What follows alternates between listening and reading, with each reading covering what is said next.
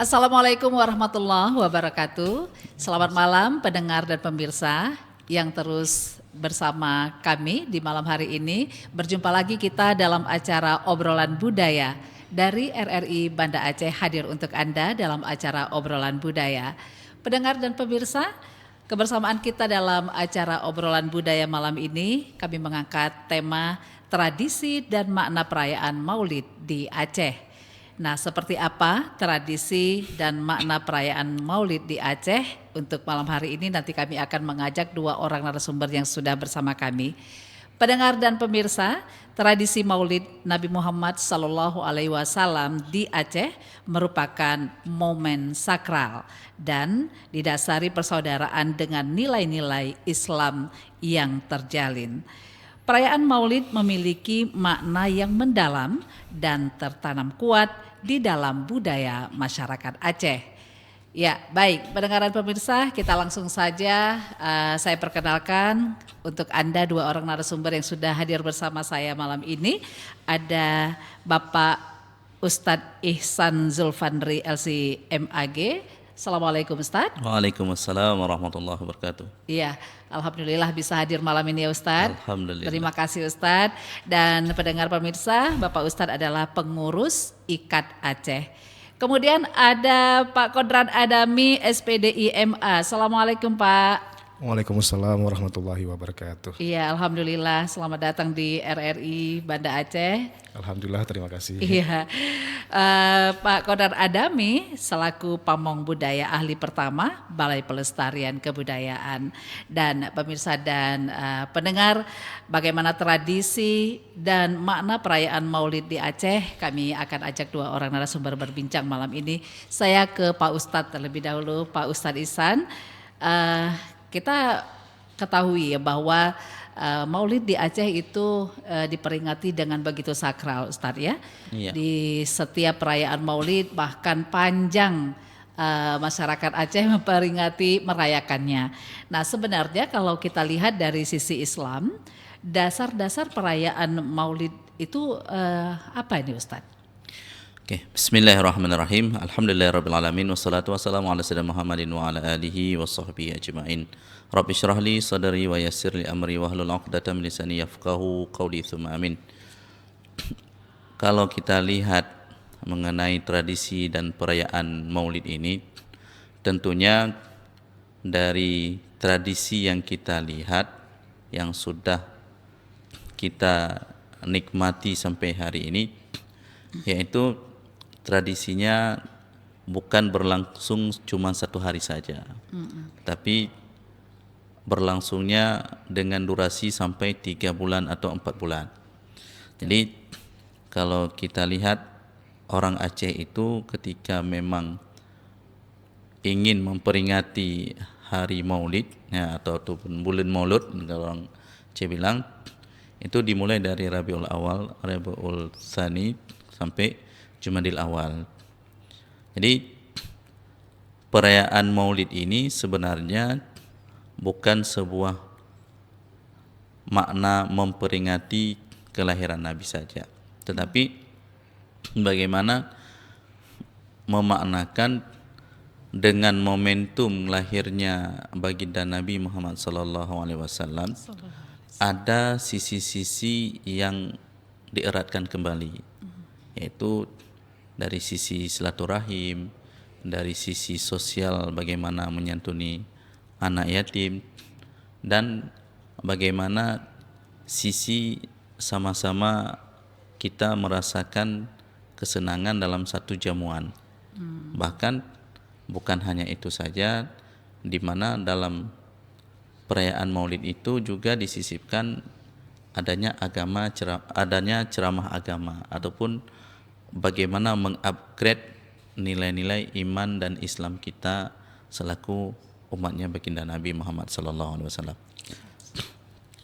Jadi kalau kita lihat dasar perayaan Maulid itu tentunya sudah ada pada masa dinasti Fatimiyah, yaitu pada masa kepemimpinan Salahuddin Al-Ayyubi. Jadi beliau ini mengajak semua elemen masyarakat untuk bagaimana merasakan bergembira atas kelahiran baginda Nabi Muhammad SAW. Kemudian dari masa tersebut berlangsung sampai masa sekarang, tentunya kalau kita lihat di Aceh, sesuatu hal yang sangat unik ataupun yang wah sekali. Kenapa? Dibanding dengan berita yang terjadi ataupun yang sudah mencuat beberapa media massa menunjukkan bahwasanya Aceh termasuk provinsi yang termiskin. Tetapi kenyataan hari ini, setiap tahun, dari tahun ke tahun, itu orang Aceh tidak pernah mundur ataupun tidak pernah ada sesuatu hal yang memang kok aneh, kok bisa kurang ya. Kenapa dulu Maulid 3 bulan sekarang cuma 1 hari saja gitu. Jadi kecintaan orang Aceh ini terhadap baginda Nabi bukan hanya dinampakkan ataupun diluapkan mereka itu dengan perayaan Maulid cuma 1 hari saja.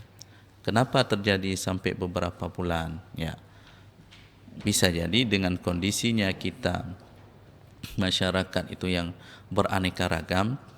Ya, mungkin dalam sebuah daerah itu belum panen padi, ya mungkin belum siap untuk melaksanakan atau membuat sebuah perayaan, ataupun ada satu daerah yang sedang membuat acara Maulid, jangan terganggu dengan daerah yang lain, maka daerah ini bersabar dulu, ya, biar keseragaman untuk acara Maulid ini betul-betul berjalan dengan khidmat dan lancar. Jadi itu kalau kita lihat sejarah awal bagaimana asal muasal terjadinya Maulid, ya. Jadi kalau seandainya kita lihat apa yang menjadikan kita harus bersukacita ataupun kita merasa senang, yang pertama sekali karena memang kita mengetahui bahwasanya sosok baginda Nabi Muhammad SAW itu adalah suri tauladan yang memang menjadi panutan bagi kita semua. Jadi, kalau seandainya hari ini baginda Nabi belum lahir di dunia, maka kita masih melihat bagaimana terjadi ketimpangan sosial, ya, akhlak yang mungkin belum bagus, bahkan tatanan kehidupan kita manusia baik itu secara beragama ataupun bersosial juga sudah amburadul. Ya, makanya dengan lahirnya baginda Nabi Muhammad SAW membuat sebuah perubahan yang sangat besar, dan itu sangat kita rasakan di dunia ini. Iya, jadi sebenarnya kalau begitu makna sesungguhnya dari Maulid ini apa, Ustaz? Ya, Maulid ini kalau dilihat dari segi bahasa itu adalah maulud. Ya, hari kelahiran. Dimana kalau seandainya walada yuladu, ya, mauludun, ya. Jadi itu adalah pengertian daripada hari kelahiran.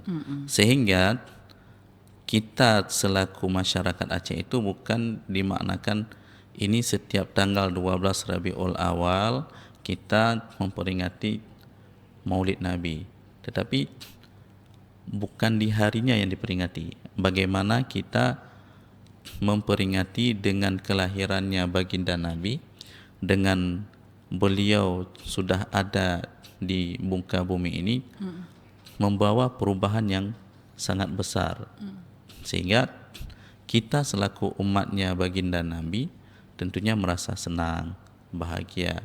Kenapa? Nanti di hari Yaumul Hisab sendiri, baginda Nabi juga memanggil, di mana umatku, di mana umatku.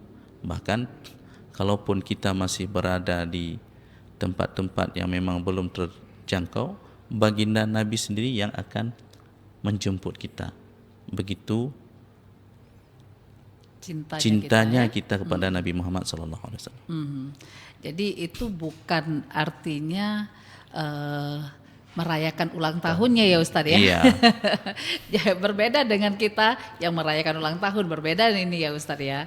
Biasanya kalau kita ulang tahun kan ada perti-pertinya apa gitu, nyanyi-nyanyi, kemudian tiup lilin buat balonnya gitu ya.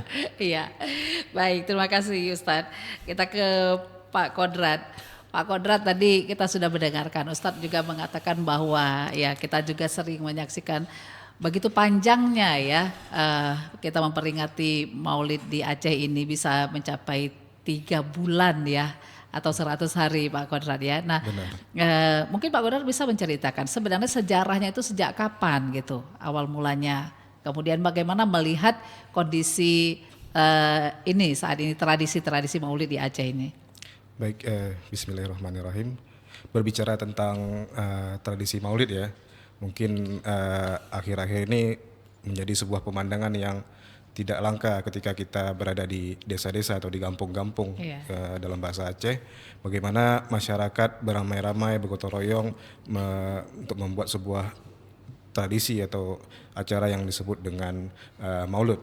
Jadi di beberapa daerah disebut dengan Maulud, Kanduri Maulid, ada juga yang menyebutnya dengan Kanduri Kepang Ule atau kepada penghulu Nabi Muhammad SAW. Jadi seperti yang telah Ustadz sampaikan tadi bahwa masyarakat Aceh memperingati Maulid sebagai pelaksanaan untuk menyambut kehadiran Rasulullah SAW yang lahir pada tanggal 12 Rabiul Awal. Meskipun demikian, kalau di Aceh ini sendiri seperti yang disampaikan tadi, tradisi Maulid ini tidak hanya dilaksanakan di hari tersebut saja atau satu hari, tetapi sangat panjang ritualnya. Ada 3 bulan 10 hari atau sampai 100 hari, yang dimana kita ketahui di bulan Rabiul Awal atau orang Aceh sendiri menyebutnya dengan bulan Maulud. Kemudian di bulan Rabiul Akhir atau yang disebut dengan bulan Maulud Tengah, dan selanjutnya ada Maulud di Jumadil Awal yang disebut dengan Maulud Akhir atau Maulud Kenuluh ya. Jadi ini semacam menjadi penanda waktu sendiri terhadap masyarakat Aceh yang menandakan bagaimana melekatnya tradisi ini bagi masyarakat. Jadi sebenarnya ini sudah dilaksanakan sejak ratusan tahun yang lalu ya. Jadi ada literatur yang menyampaikan bahwa mencatat bahwa tradisi ini sudah ada di zaman Kesultanan Aceh Darussalam, yaitu di abad ke-16, bagaimana Sultan memerintahkan kepada masyarakat untuk mewajibkan melaksanakan tradisi Maulid ini secara meriah. Ya, catatan juga oleh seorang antropolog Belanda yaitu Snok Hogronya menyebutkan bahwa tradisi ini sebenarnya juga berhubungan dengan sejarah kedekatan antara Kesultanan Aceh Darussalam dan juga kerajaan Turki Utsmani yang ada di Turki. Bagaimana pada saat itu hubungan karena jaraknya sangat jauh antara Aceh dan Turki ya. Jadi Sultan Turki memerintahkan bahwa orang Aceh, Kesultanan Aceh tidak perlu membayar upeti kepada Turki, tapi hanya dengan melaksanakan tradisi Maulud semeriah mungkin. Seperti hanya yang terjadi di sana. Jadi kalau kita lihat bagaimana bentuknya saat ini, memang Maulid itu dilaksanakan di menasah-menasah atau musola, di masjid-masjid, dan juga di dayah atau di pesantren tradisional.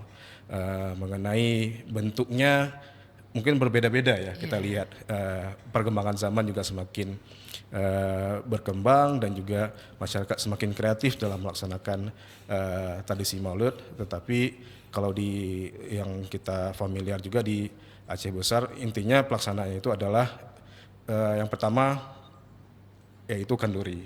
Jadi bagaimana masyarakat sama-sama dengan kemudahannya memberikan sumbangan makanan dan juga bahkan ada memasak kuah belangong ya. Ini makanan tradisional Aceh yang sudah menjadi warisan budaya tak benda Indonesia. Ini bagaimana makanan dengan penuh kaya rempah dibagi-bagikan oleh kepada masyarakat dan juga tamu undangan. tidak hanya dari kampung sendiri tapi juga di kampung tetangga-tetangga. Iya. Demikian juga dengan para fakir miskin dan juga anak yatim yang juga diberikan sumbangan. Selain juga kanduri ataupun juga makan bersama, ada pembacaan kitab Barzanji biasanya yang memuat tentang kehidupan Rasulullah Shallallahu Alaihi Wasallam, dan juga adanya pembacaan zikir atau dalam Aceh disebut dengan dike maulud. Jadi selama dike maulud ini disampaikan dibacakan oleh para santri ataupun pemuda dengan, kalau kita lihat seperti di daerah Barat Selatan itu sangat menarik dengan koreografinya, dengan syair-syair yang memuat tentang pujian-pujian terhadap Rasulullah SAW. Selanjutnya juga terakhir ada ceramah agama biasanya dilaksanakan pada malam hari. Dakwah ini juga cukup populer ya di beberapa wilayah, itu berlangsung di malam hari sampai berjam-jam lamanya. Dan kita lihat sampai saat ini tradisi ini masih terus bertahan. Dan kenapa bertahan? Ya kalau menurut antropologi sendiri, upacara atau tradisi seperti ini merupakan sebuah manifestasi dari pemikiran masyarakat atau interpretasi terhadap agama, bagaimana kecintaannya terhadap Rasulullah sehingga diwujudkan dalam bentuk simbol-simbol budaya ya. Jadi melalui tadi ada kenduri, membawa di beberapa tempat ada hidangan, ada yang hidangnya berlapis gitu. Jadi melalui simbol-simbol ini diharapkan apa yang diinginkan itu tercapai. Dalam hal ini bagaimana masyarakat mengungkapkan kecintaannya terhadap Rasulullah dan juga dengan harapan supaya mendapatkan syafaat di akhirat kelak, dan juga sebagai sarana solidaritas. Bagaimana masyarakat di sini jauh sebelum ada program makanan bergizi gratis ya, MBG ya. Jadi melalui Maulid ini juga bagi mungkin jadi masyarakat Aceh sudah duluan bergizi makanannya. Iya, benar. Jadi sudah bisa menikmati walaupun sehari-hari tidak bisa. Jadi di momen Maulid ini sendirilah bagaimana kita juga menunjukkan rasa kepedulian terhadap sesama, apalagi kepada yang kurang mampu gitu, dan juga mewujudkan rasa persaudaraan atau solidaritas. Jadi upacara ini juga selain sebagai identitas juga memperkuat ikatan antar masyarakat. Jadi melalui jika mungkin silaturahmi mungkin sehari-hari sudah berkurang, melalui tradisi Maulid ini bagaimana bekerja bersama, gotong royong. Jadi banyak nilai-nilai berkumpul ya, makan ya sambil makan. Jadi ini tradisi yang sangat syarat nilai bagi syarat nilai ya. Begitu gembiranya, begitu sukacitanya masyarakat Aceh kalau di bulan Maulid ya. Sepertinya Ustadz, saya sering mendengar tetangga nih ya ataupun orang tua seperti menabung gitu, menyiapkan di awal gitu untuk menunggu bulan Maulid tiba. Karena nanti untuk kita tanya untuk apa sudah mau Maulid nanti dipergunakan tabungan itu ataupun persiapan, bisa jadi pelihara ayam, bisa jadi peliharaan hewan-hewan yang lain untuk Maulid. Sebegitu besarnya Ustadz. Ini kalau begitu Ustadz, dengan mengumpulkan begitu rasanya untuk kenduri Maulid itu, apakah ini tidak termasuk mubazir Ustadz? Iya, mengenai dana cadangan ya, kalau kita lihat dalam sebuah keluarga biasanya itu seorang ayah ataupun seorang ibu kan pasti akan mempersiapkan dana cadangan itu ke depan untuk apa gitu. Sama halnya seperti kita hari ini sudah punya anaknya masih kecil, tapi kita terus menabung untuk 5 tahun ke depan karena sang anak akan masuk sekolah gitu. Kalau kita lihat dengan tradisinya yang di Aceh sini, biasanya orang Aceh itu ketika memang sudah ada berniat untuk kurban, maulid, zakat ataupun sedekah, itu memang jauh-jauh hari sudah dipersiapkan. Betul. Kenapa sedemikian? Karena memang ada rasa dari setiap kita yang di Aceh itu ketika ingin berniat, maka sudah ada diplotkan dananya. Contoh seperti yang di kurban sendiri ya.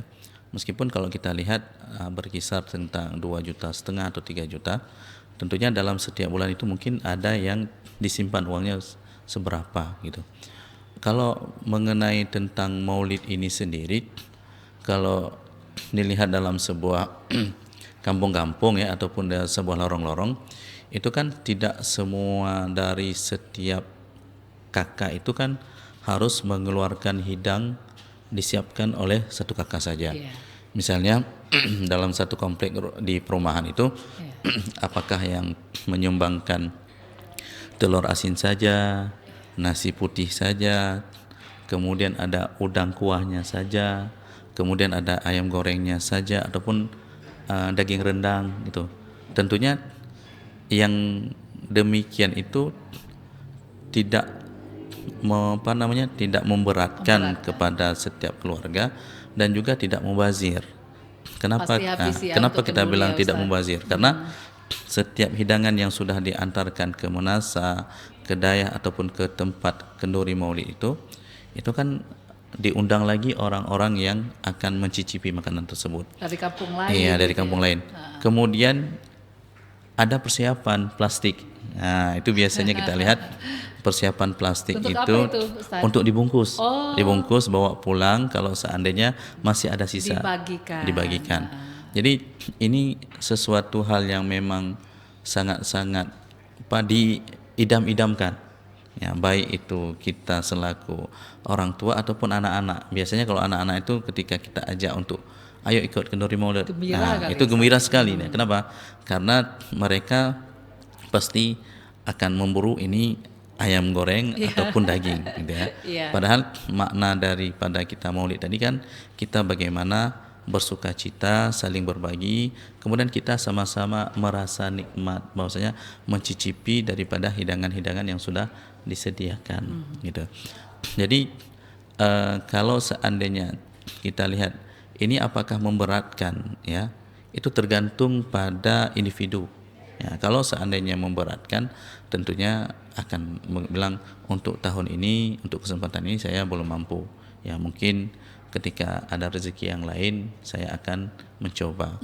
Karena memang ada juga di antara kita sebagian orang yang profesinya itu sebagai petani, bahkan dia sudah berniat bahwasanya ini panen ke depan ini setengah dari ini saya jual untuk khusus untuk acara maulid. Ada yang begitu. Bahkan memang ada jauh-jauh hari menabung ya 1.000 ataupun 2.000 ataupun 5.000 setiap hari ataupun setiap bulan itu biar ada saving ya apa pendanaan yang sudah dipersiapkan dari jauh-jauh hari. Iya.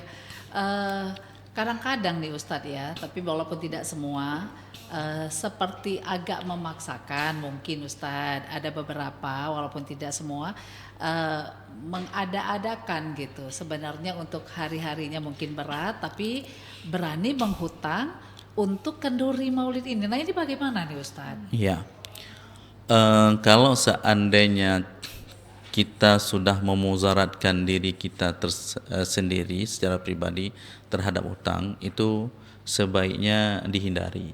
Karena bukan hanya saja untuk kenduri maulid, ya, kita tradisi ketika ada 7 hari meninggal ataupun yang ada yang keluarga meninggal itu kadang memang ada di sebagian tempat yang mengatakan ini harus kenduri, kita harus masak, kita harus makan gitu. Sedangkan pihak keluarga itu kan tidak mampu, apalagi dengan kondisinya fakir. Jadi kalau seandainya kondisi sedemikian terjadi, maka jangan dipaksakan. Itu yang pertama. Yang kedua, bisa dari perangkat kampung atau aparatur desa itu bisa membuat regulasi bahwasanya kalau seandainya nggak mampu jangan dipaksa, tetapi ketika ada yang mampu buatlah sedemikian rupa. Ya, karena kadang-kadang ketika kita ingin menjadikan sesuatu itu yang wah, tetapi kita tidak mampu, akhirnya nanti memudaratkan pribadi kita sendiri juga. Takutnya seperti itu memaksakan diri. Jangan memaksakan. Walaupun tujuannya untuk kenduri ya Ustaz ya. Tidak boleh seperti itu ya. Baik. Pak Kodrat, kalau kita lihat di pada saat kenduri maulid itu di situ kan banyak terhidang makanan, ya bermacam ragam makanan. Nah, kita di Aceh ini apakah ada hidangan-hidangan tertentu atau katakanlah hidangan yang wajib dan macam ragamnya di saat Kanduri Maulid, Pak Kodrat? Iya. Seperti yang disebutkan sebelumnya, memang tradisi di Aceh itu bermacam-macam Iya. dalam bagaimana pelaksanaannya, bagaimana makanan dan lauk-lauknya. Ya, tapi yang mungkin sering kita amati khususnya di daerah Banda Aceh atau Aceh Besar dan juga beberapa daerah di PD, itu bagaimana nasi itu dibungkus dalam bentuk bukula ya, atau dengan daun pisang. Yeah. Jadi dengan bentuk kerucut, dan itu memiliki aroma yang khusus Khas ya. yang khas ya, Iya. yang membuat selera gitu, menggugah selera. Dan lauk utamanya biasanya itu merupakan kuah belangong yang dimasak bersama-sama. Itu biasanya kita lihat bisa sampai beberapa kuah belangong ya kalau di beberapa daerah. Jadi itu selain dibagikan kepada masyarakat untuk dibawa pulang ke rumah, juga ada dinikmati di menasah ya, bagi kaum laki-laki biasanya. Itu dan juga di dalam sebuah hidangan yang dibawa oleh masyarakat, itu biasanya ada makanan seperti lauk, yaitu ada gulai ayam ya, gulai rendang. Kalau di PD itu ada gulai masak putih. Berarti dia ada gulai khas-khas masak daerah merah, masing-masing gitu. ya? Iya, Pak? Oh, bergantung di beberapa daerah mungkin di Abdia ya, atau di itu beda yang lagi khasnya. lebih menikmati kerbau gitu ya. Jadi iya. dagingnya daging kerbau bukan daging sapi gitu. Kalau kuah belangong tadi khususnya misalnya di daerah Aceh Besar. Di daerah Aceh Besar itu dengan menggunakan istimewanya daging, ya. Daging lembu. PD PD masih menggunakan makanan kari gitu ya, juga hampir mirip dengan di Aceh Besar khususnya. artinya berarti bisa jadi berlainan ya keunikan-keunikannya masing-masing di kabupaten di Aceh ini ya. Ya, berdasarkan makanan-makanan khas, kita tahu bahwa di Aceh ini sangat luas ya. Betul. Ada pantai timur, pantai barat, selatan, ada juga di wilayah tengah, juga di Singkil, Aceh Tenggara, Alas gitu. Itu juga punya khasnya sendiri dalam membuat makanan. Iya, melihat dari begitu sukacitanya masyarakat saat mendatangi tempat Kanduri dengan berbagai kenikmatan upaya yang diperjuangkan, ini apa saja nilai-nilai yang terkandung di situ, Pak Kodrat? Iya, yang pertama tentunya ini karena adalah ritual yang berhubungan dengan agama, sama seperti kalau di daerah lain upacara-upacara seperti kalau di Jogja kita tahu ada gerebek maulud di sana, sekaten gitu. Tapi kalau di Aceh disebut dengan maulud. Ini merupakan nilai-nilai religius, bagaimana masyarakat menginterpretasikan ajaran agama, kegembiraan terhadap kehadiran Rasulullah. Jadi ada nilai religiusnya di situ, nilai spiritual. Bagaimana masyarakat mengharapkan dengan melaksanakan ini, maka akan keberkahan akan kembali kepada masyarakat dan juga akan mendapatkan syafaat di akhirat kelak. Selanjutnya ada nilai-nilai solidaritas ya, bagaimana kita saling memperhatikan sesama, karena ya kita tahu di perekonomian yang saat ini yang mungkin juga kurang baik ya, jadi masyarakat saling membantu dengan cara melaksanakan acara tradisi seperti Kenduri Maulid ini, dan juga solidaritas untuk memperkuat hubungan antar masyarakat. Jadi melalui kerja gotong royong dalam tadi memasak kuah belangong dan mengatur hidang-hidang, dan juga mengundang ada nilai silaturahmi juga di situ. Bagaimana kita mengundang bisa kampung ketemu, lain, gitu ya. ketemu di satu momen, mungkin sebelumnya kita jarang bertemu, jadi bersama-sama makan bersama itu memperkuat persaudaraan. Ya, baik. Jadi banyak sekali ternyata nilai-nilai yang terkandung dan terasah dari tradisi ini ya. Benar. Oke, Pak Ustadz, kalau kita lihat ini di Aceh dengan masyarakat Aceh yang kuat sekali dalam memeluk agama Islam ini, Ustadz. Jadi dalam memperingati Maulid Nabi besar Sallallahu Alaihi Wasallam ini dengan kondisi yang saat ini Ustadz, ada nggak perubahan dari dulu hingga sekarang ini? Kalau memang ada, apa itu Ustadz? Sampai saat ini kalau kita lihat dari beberapa perayaan kenduri Maulid itu tidak ada perubahan yang signifikan ya. Oke. Karena ketika kita lihat ya, datang dijamu dengan kenduri Maulid ini, tentunya kita yang pertama sekali berkenal kembali atau mengenal kembali ini kawan yang sudah kemarin enggak datang, di sini jumpanya gitu. Itu satu. Yang kedua,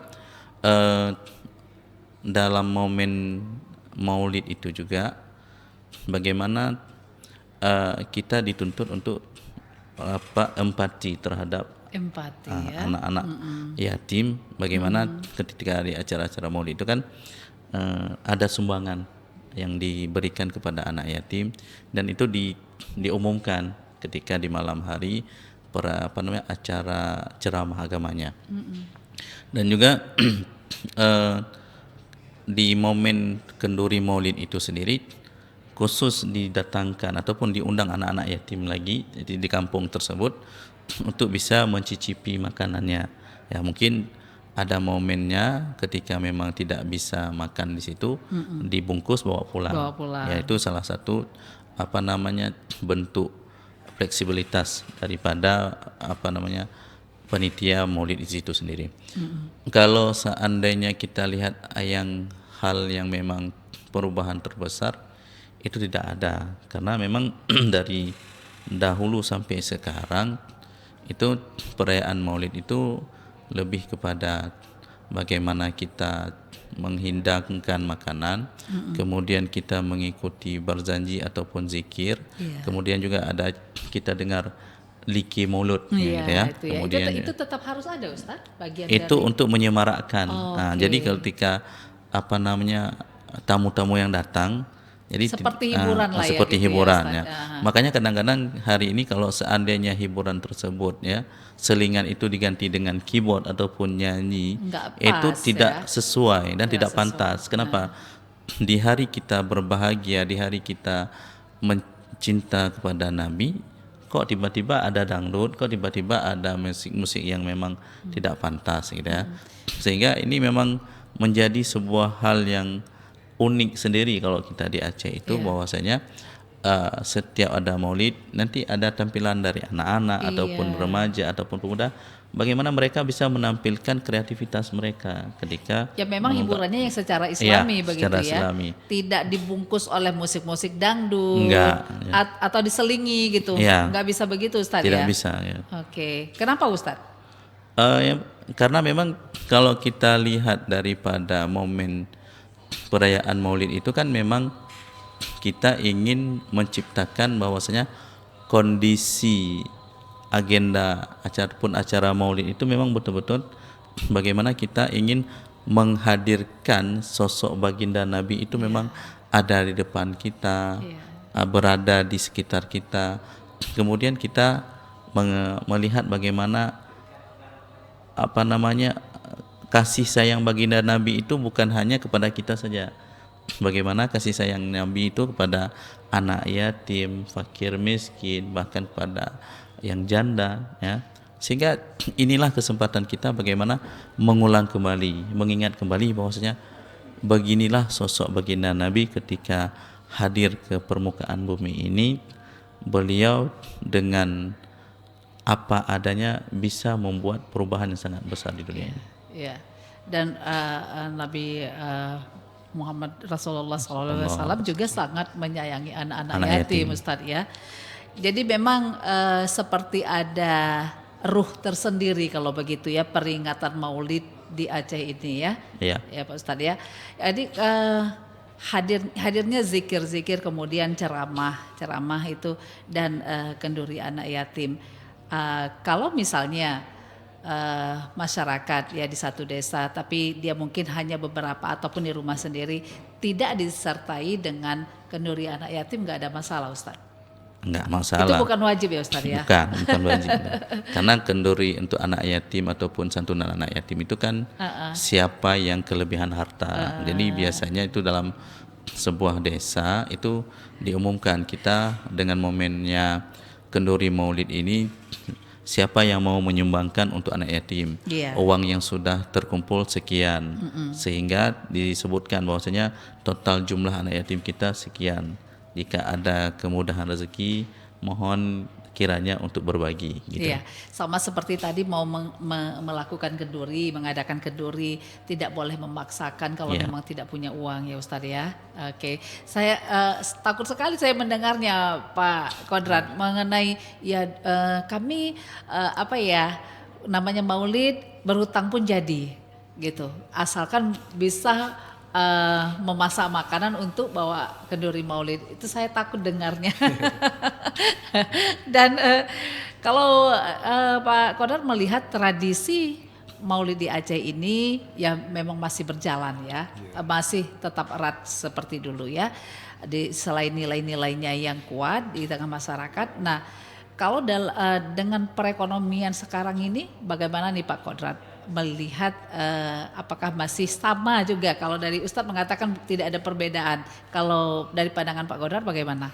Ya, melihat tradisi ini masih berlangsung sampai sekarang dan trennya itu juga semakin semarak ya, meriah gitu, menandakan bahwa begitu pentingnya tradisi ini bagi masyarakat Aceh. Karena ini suatu hal yang diwariskan secara turun-temurun. Jadi masyarakat sendiri secara budaya memiliki strategi tersendiri untuk bagaimana mempersiapkan kenduri semacam ini di tengah perekonomian yang memang kurang baik saat ini. Jadi seperti yang Ustadz sebutkan tadi, karena ini merasa penting maka mereka akan menabung sedikit demi sedikit sehingga bisa mencapai jumlah yang bisa dilakukan untuk kenduri, ataupun jika memang dalam keadaan yang tidak mampu ya tidak dipaksakan ya tentu Ustadz ya untuk melaksanakan tradisi ini. Tapi juga karena orang Aceh melihat ini hal yang sangat penting yang syarat dengan nilai, jadi ini juga merupakan suatu hal yang diupayakan dengan strategi-strategi tertentu oleh masyarakat gitu. Pak Kodrat bagaimana nih melihat dengan perayaan Maulid ini bisa lebih apa ya memperkuat identitas masyarakat Aceh? Benar, seperti yang kita ketahui bahwa Maulid ini kan juga selain di Aceh juga ada di berbagai wilayah lain di Indonesia, dan ini sendiri bagaimana yang tradisi Maulid yang dilaksanakan oleh masyarakat Aceh menjadi suatu identitas tersendiri, jadi hal khusus bahwa mengenal ketika melihat Maulid dengan hidangan yang dibawa diantarkan oleh masyarakat dengan tadi idang yang tinggi gitu ya, yang berlapis. Ada juga di beberapa daerah lain juga dengan adanya zikir yang juga memuat nilai seni keindahan. Ada nilai seninya juga di situ, bagaimana gerakan-gerakan koreografi yang saling tunduk kepala, goyang badan, itu juga menjadi identitas masyarakat Aceh, sehingga dimanapun kita berada, orang Aceh di luar negeri juga akan dilihat bahwa oh ini orang Aceh ini mengadakan Maulid, karena hal yang sangat melekat bagi identitas masyarakat Aceh, yang tentunya ini memberikan sebuah keanekaragaman sendiri bagi Indonesia ya. Bagaimana menunjukkan bahwa Indonesia itu kaya akan budaya, termasuk Aceh di sini berkontribusi dalam menyumbang kebudayaan yang ada di Indonesia. Jadi makanya Indonesia ini dijuluki sebenarnya mega diversity ya. Jadi keanekaragaman yang sangat luar biasa ya, tidak terdapat di daerah lain begitu. Kalau kita lihat dari kondisi perayaan Maulid ini kan dalam pandangan mungkin orang di luar Aceh yang mungkin kurang memahami bagaimana tradisi kita, mungkin ada berpendapat bahwa wah di Aceh ternyata banyak sekali acara makan-makannya. Ya benar-benar gambarannya begitu. Itu berarti bagaimana? makmur ya orang Aceh ya. Jauh dari kesan miskin seperti yang data itu ya. Iya. Bagaimana juga kalau misalnya Ustadz melihat ada yang mengatakan bahwa orang Aceh itu boros, ya, apalagi untuk makan-makan. kenduri aja gitu. Mohon maaf ya. Ini Ya. pertanyaan banyak yang mengatakan gitu, termasuk teman-teman kita mungkin yang dari luar Aceh kan dalam candaannya, tapi dalam candaan itu kan juga bisa terkandung pertanyaan ya kan. Bagaimana Ustadz melihat ini? Mengenai pernyataan orang Aceh itu sering makan ya, setiap ada kenduri tetap ada makan ya. Jadi sebenarnya itu salah satu momen saja untuk makan-makan kenduri itu, untuk momen bagaimana untuk berkumpul. Karena kebiasaan kita orang Aceh itu ketika ingin melakukan sebuah kegiatan, kita dihidang dulu dengan makanan. Memuliakan tamu ya. Sehingga ketika nanti ada rapat ataupun ada perkumpulan orang warga desa, itu memang harus diajak dengan makan dulu. Kalau nggak ada makan mungkin itu tidak datang ya. Itu mungkin ada sebagian. Betul. Tapi kalau kita lihat kenapa orang Aceh setiap ada agenda kenduri tetap makan gitu ya. Sebenarnya tidak ada yang mewah-mewah sekali yang dihidangkan ketika kita makan. Namun bentuk salah satu kita untuk saling memuliakan ya dengan cara kita mengundang makan ya. Bahkan kalau seandainya kita lihat hari ini, banyak di antara kita ya, saudara-saudara kita itu ketika setelah agenda acara maulid itu banyak yang sakit asam urat ya. Sampai dokter di Penang itu bilang kalau seandainya sudah bulan maulid itu orang Aceh sering kali datang ke Penang ya. Kita mungkin bisa menggarisbawahi bahwasanya karena mungkin kebiasaan kita mengkonsumsi menunya dengan daging merah ya, kemudian telur asin, kemudian ada kacang-kacangan, itu yang membuat purin itu yang belum lagi besar, cara menyajikannya belum lagi menyajikannya. Sehingga kadang ketika hari ini ada 2 atau 3 undangan, kita semua datang ya. Bahkan meskipun enggak makan nasi lagi, kita makan pengat ya, kemudian sorabi, menghormati ya. Tapi kan ketika kita makan itu sudah membentuk sebuah endapan-endapan penyakit. Betul. Baik. Jadi sebenarnya ini kenapa kita banyak menghidangkan makanan itu pemulia jame ya Ustaz ya. Baik, ini untuk terakhir mungkin dari Pak Kodrat dan Ustadz mungkin bisa menyampaikan bagaimana harapannya dengan menyangkut dengan tradisi dan makna perayaan Maulid di Aceh ini. Silakan Pak Kodrat. Baik, seperti yang kita bahas sebelumnya, kita ketahui bahwa bagaimana perayaan-perayaan Kenduri, Maulid dan juga yang lain-lainnya ini juga memiliki banyak fungsi tentunya dan juga memiliki nilai-nilai tertentu bagi masyarakat. Oleh karena itu tradisi-tradisi termasuk Maulid Nabi ini juga sudah semestinya kita lestarikan. Bagaimana juga generasi-generasi muda juga memahami makna, tidak hanya sekedar mengikuti kendurinya ya, makan kenyang selesai gitu. Tapi juga ada makna dan nilai-nilai yang bisa dipahami, yang diserap dari tradisi yang berlaku di Aceh ini yang sangat spesial. Jadi agar tetap terjaga, terlestarikan, karena sangat potensinya juga luar biasa, pemanfaatannya juga dari segi wisata juga orang-orang luar juga melihat ini sangat luar biasa ini, jadi ingin merasakannya jadi itu bagi saya. Bagaimana kita bisa melestarikan. Baik, terima kasih Pak Kodrat, Pak Ustadz. Mengenai Maulid ini tentunya ada momen di mana kita saling mempererat tali silaturahim. Kemudian kita bagaimana saling berbagi secara finansial, artinya dengan santunan anak yatim, kemudian mengundang anak yatim untuk makan. Kemudian juga dengan momennya Maulid ini, kita yang mungkin sudah mulai lupa dengan apa tindak tanduk baginda Nabi, ketika ada ceramah agama kita refresh kembali gitu ya. Jadi dengan acara Maulid ini sendiri banyak sebenarnya manfaat yang kita dapatkan. Kenapa? Karena setiap generasi itu kan akan berganti. Kalau seandainya pelestarian agenda Maulid ini sudah stagna, tidak akan berlanjut lagi, maka generasi berikutnya itu tidak akan mengetahui bagaimana sebenarnya perayaan Maulid dan bagaimana cara melestarikan Maulid itu sendiri. Iya.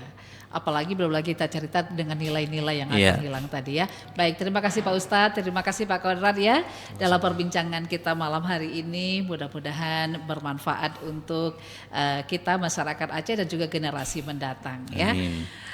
Pendengar dan pemirsa, demikian kita sudah mendengarkan tadi ya berbagai penjelasan dari dua orang narasumber kita mengenai tradisi dan makna perayaan Maulid di Aceh. Semoga tradisi ini tetap terjaga dan makna dari Maulid itu sendiri juga tetap menjadi tonggak dalam kehidupan masyarakat Aceh. Demikian kami akhiri kebersamaan kita. Sampai jumpa lagi di lain waktu dan kesempatan yang lain. Selamat malam pendengar dan pemirsa. Saya Anggi dan juga dua orang narasumber beserta seluruh kerabat yang bekerja untuk malam hari ini. Pamit dari ruang simak Anda. Sampai jumpa lagi pada obrolan budaya mendatang. Wassalamualaikum warahmatullahi wabarakatuh. Assalamualaikum.